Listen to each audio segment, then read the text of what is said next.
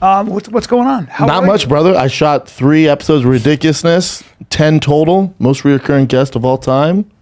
Yeah, Rob Dyrdek is one of the not only smartest people and the coolest people I've met, but he's also fucking like, is there anybody more dialed in? Oh my God.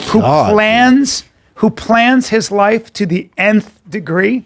Well, on the Fight Companion, when he goes, I've had exactly 3 bad days in 2020. I was like, what the fuck? Chris goes, I've had all bad days. I've had all the bad days.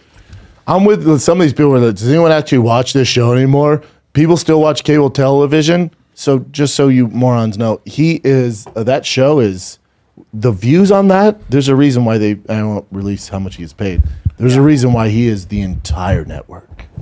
He's the entire network. What happened with MTV? They were so big. I did one of the last shows called Death Valley, which was one of the greatest shows ever fucking done and made, where we were all hunting fucking bad guys. We were hunting bad guys. We were in the Valley of Los Angeles, right there. I was the chief, and we hunted vampires, werewolves, and zombies. Did anybody go on to do anything after that, or nobody looks familiar there? Katie Lotz was on Arrow forever. That beautiful blonde, who's one of my favorite people on the planet. I love her so much. That was her kind of breakout thing. She never stopped working after that. Texas Battle is one of the greatest guys. He's a soap guy.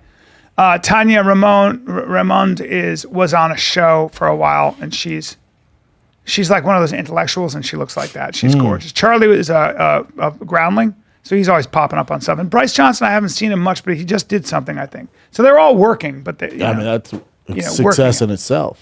To Well, stay yeah, current and working. exactly. But MTV, But that show was so good, and what they did was they kept breaking it up with commercials. So they wouldn't even let it. You'd see 1 minute of it, and they break it up with 4 minutes of commercials. It killed the show. yeah, I mean, that's imagine how much of a success it'd be today if it's on like Netflix or Paramount or forget it. HBO. Forget but it. it's as far as like network TV, even MTV, like they make their nod off 16 and Pregnant, Teen Mom, and then the big one is Ridiculousness. Yeah. That's what they do. And then Wild and Out was really big for them, but they kind of, and also for the younger generation. Remember when I was growing up, MTV was huge for music. They don't do music at all anymore. Not at all. At all. Nothing. They don't touch music. TRL was massive. The top 10 was Eminem, Britney Spears, Backstreet Boys. Yeah, that's Tanya Ramone, by the way. Beautiful. And brilliant. Christ. And brilliant. God, she's gorgeous. That's cool. And brilliant. Okay, well, she's an alien. She'd be reading like Thomas Mann. She'd be reading, she speaks like 3 different languages. She'd be reading it in that language.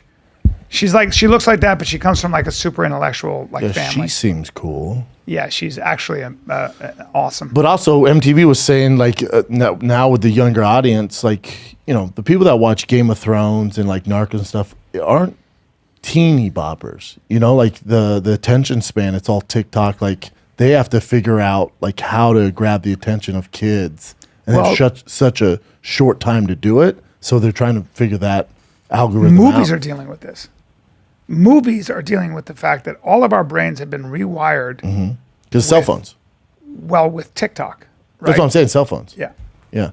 TikTok, even YouTube, like you can have, you can have a full long, like say Fight Companion, for instance, you have a full long 3-hour episode, bro.